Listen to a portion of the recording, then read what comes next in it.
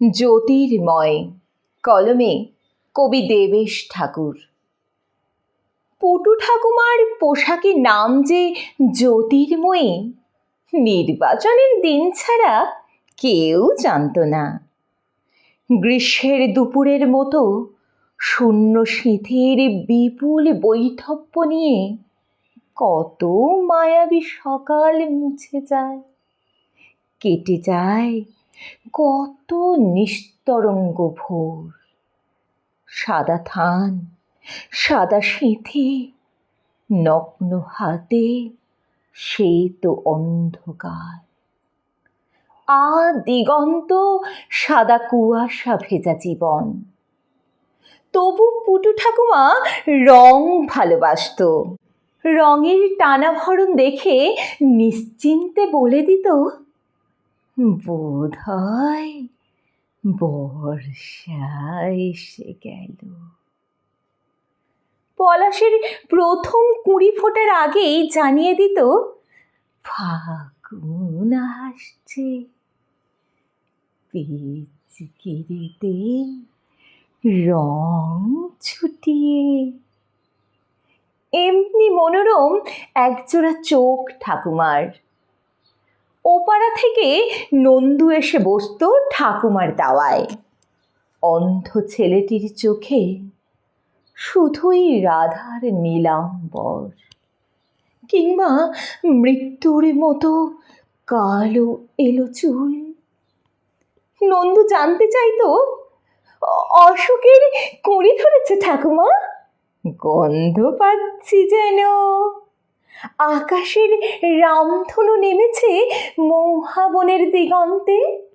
কৃষ্ণচূড়ার ডালে বসেছে সেই পথফোলা নীলকণ্ঠ পাখি। নন্দু গান শোনাতো ঠাকুমাকে। আছে সে নয়ন তারায়, আলোক ধারায় তাই না হারায়। ঠাকুমা ভাসত চোখের জলে।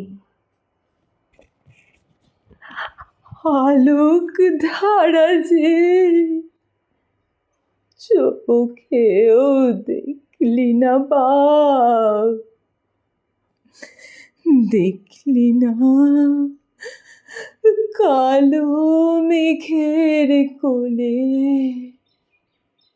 সাদা বক ভেসে গেলে। তুলি খুঁজে পান না যামিনী রায়।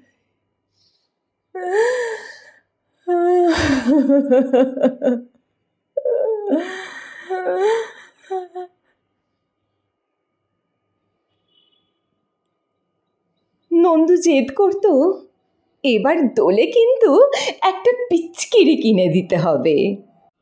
সে না হয় দিলাম, রং দিবি কাকে? তোমাকে রঙে রঙে ভিজিয়ে দেব তোমাকে। দোলের পিচকিরি কিনতে গিয়ে ঠাকুমা চোখ দুটো দান করে এলো, যেন তার মরণের পর এই চোখে রং দেখে নন্দু। জায়েরা বললে, করেছ কি পর জন্মে যে কানা হয়ে জন্মাবে। পুটু ঠাকুমার হাসিতে ঝিলিক মারে রং বাক্সর পৃথিবী। তারপর অনেকগুলো দিনের পর নন্দু পুটু ঠাকুমার চোখে আকাশ জুড়ে রামধনুর খেলা দেখে, আর পরন্ত বিকেলের নিকেল করা মোমবাতি রং। বলতে ভুলে গেছি, এখন ওকে নন্দু বলে ডাকলে খুব রাগ করে। নন্দু কেন? জানো না আমার নাম? কি? জ্যোতির্ময়।